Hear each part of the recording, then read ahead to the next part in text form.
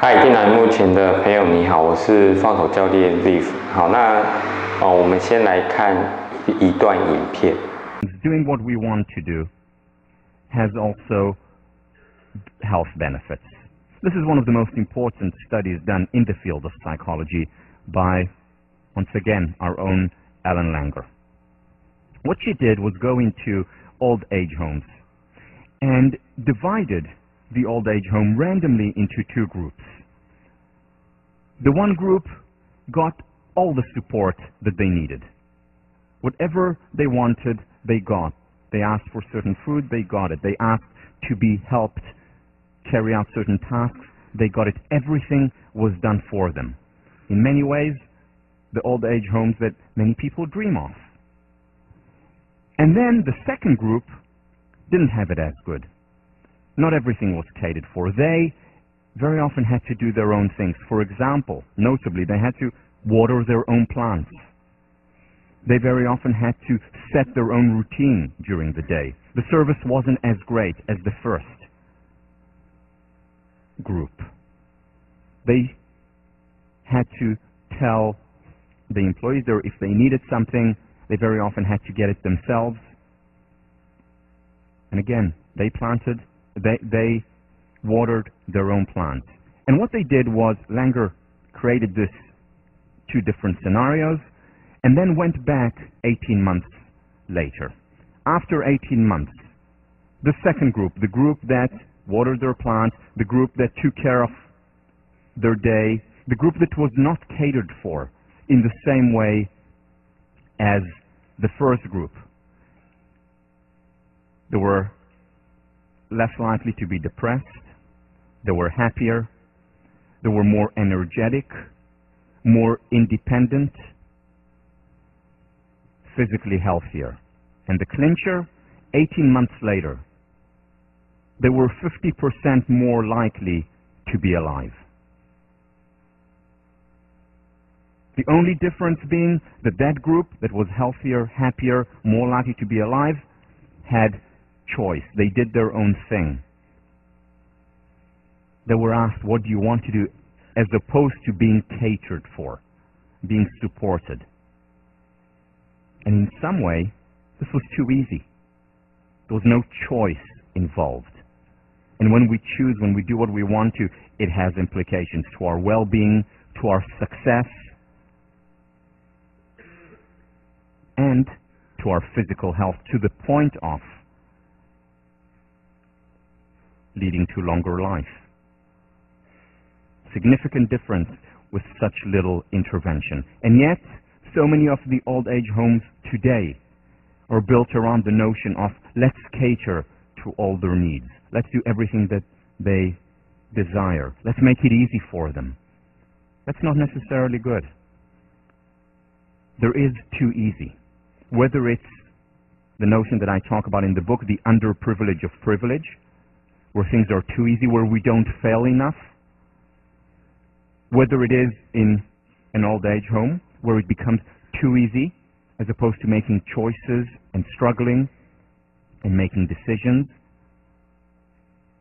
And it applies, as we will see later, also to the notion of stress and how important that can be in cultivating resilience and ultimately happiness. Too easy is not necessarily good. Finally, we see this also in oppressive regimes versus democracies. One of the main reasons why people are happier under democracies, and remember, that is one of the few external circumstances that can predict happiness. One of the reasons is because under democracies, people have choice. As opposed to under dictatorships, very often they're told, okay, you need to go into accounting, you need to go into engineering, and you need to go into athletics, and so on. And when you have a choice, that is a good predictor of happiness.